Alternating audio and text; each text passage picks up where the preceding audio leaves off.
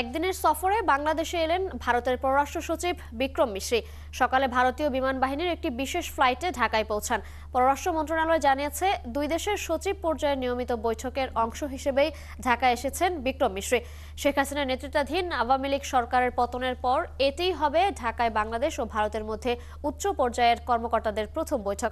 তিনি পররাষ্ট্র সচিব মোহাম্মদ জসিম উদ্দিনের সঙ্গে আনুষ্ঠানিক আলোচনার আগে একান্তে বৈঠক করবেন। সচিব পর্যায়ের বৈঠকে অংশগ্রহণ শেষে যোগ দেবেন মধ্যাহ্নভোজে। এরপর তিনি পররাষ্ট্র উপদেষ্টা মোহাম্মদ তৌহিদ হোসেন ও প্রধান উপদেষ্টা ডক্টর মোহাম্মদ ইউনূসের সঙ্গে সৌজন্য সাক্ষাৎ করবেন। আজ রাতেই বিক্রম মিশ্রির দিল্লি ফিরে যাওয়ার কথা রয়েছে। দর্শক, বাংলাদেশ ভারতের পররাষ্ট্র সচিব পর্যায়ের বৈঠকের আরো খবর নিয়ে আমাদের সাথে যোগ দিচ্ছেন সহকর্মী পারভেজ রেজা। পারভেজ, দুদেশের সম্পর্কের বর্তমান টানাপোড়েনের মধ্যে এই বৈঠকে আলোচনায় কোন কোন বিষয়গুলো বেশি গুরুত্ব পাবে? সাথে আরো জানাবেন যে ভারতের সচিবের এই সফর দুদেশের সম্পর্ক উন্নয়নে কতটা ভূমিকা রাখবে বলে মনে করা হচ্ছে? দেখুন, আপনি বুঝতেই পারছেন যে এমন এক সময় এই সচিব পর্যায়ের বৈঠক হচ্ছে যে যখন বাংলাদেশ এবং ভারতের মধ্যে অনেক আলোচনার বিষয় জন্ম নিয়েছে। বিশেষ করে দুই দেশের সম্পর্কের জায়গায় যদি বলি, একেবারে রাষ্ট্রীয় পর্যায়ে এটি একেবারে নিকট অতীতের সবচেয়ে খারাপ যদি বলেন, তাহলে গত 52 বছরের বাংলাদেশের অভ্যুদয়ের পর থেকে যদি বলেন, তাহলে সবচেয়ে খারাপ অবস্থার মধ্যে দিয়ে যাচ্ছে বলে সবাই ধারণা করছেন। কারণ আপনি জানেন যে গত কয়েকদিন ধরে পাল্টা বিবৃতির ঘটনাও ঘটেছে দুই দেশের পক্ষ থেকে।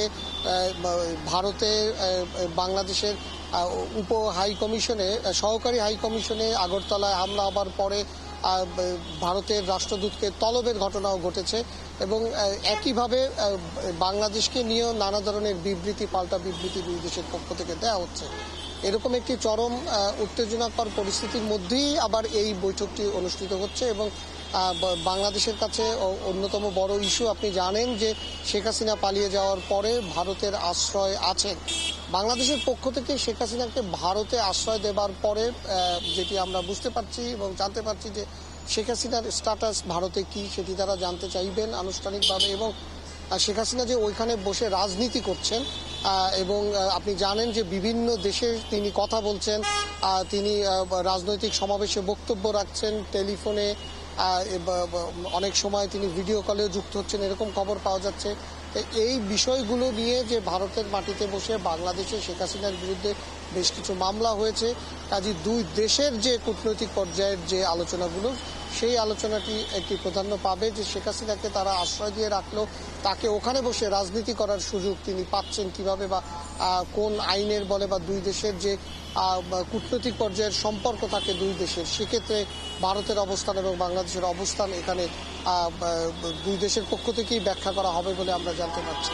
এবং এর বাইরে যেটি আপনি জানেন যে সাম্প্রতিক সময়ে ভারতে যেভাবে প্রচার করা হচ্ছে যে ভারতের মিডিয়ায় যে বাংলাদেশে হিন্দুদের উপরে আক্রমণ করছে এবং এমনভাবে সেটি বলা হচ্ছে শাসক দল থেকে শুরু করে অন্যান্য রাজনৈতিক দলগুলোতে, যে বাংলাদেশের কোনো হিন্দু মহিলারা রাস্তায় বেরোতে পারছেন না শাঁখা সিঁদুর পরে, যেগুলো বাংলাদেশের পক্ষ থেকে বলা হচ্ছে যে এই ধরনের কোনো ধরনের বিষয় বাংলাদেশে ঘটেনি। সরকারের পর্যায়েও বলা হয়েছে যে 2-4টি ঘটনা যেগুলো ঘটেছে সেগুলো তারা তাৎক্ষণিকভাবে সেগুলো মেটানোর তারা চেষ্টা করেছেন, অর্থাৎ সরকারের পক্ষ থেকে কঠোর অবস্থান নেওয়া হয়েছে। কাজে সার্বিকভাবে এই যে মিডিয়ায় এক ধরনের প্রচার প্রপাগান্ডা করা হচ্ছে এবং সেখানে কোনো না কোনোভাবে সরকারের অর্থাৎ ক্ষমতাসীন দল যে রয়েছে বা ভারতের স্টেট মেকানিজমের মধ্যে দিয়েও সেই বার্তাগুলো প্রকাশ পাচ্ছে, যেটি সরকারের কনসার্ন, বাংলাদেশ সরকারের কনসার্ন। তো এই বিষয়গুলো নিয়ে আলোচনা অনেক গুরুত্বপূর্ণ বিষয় হয়ে উঠবে বলে আমরা ধারণা করছি। পারভেজ, আপনাকে অসংখ্য ধন্যবাদ।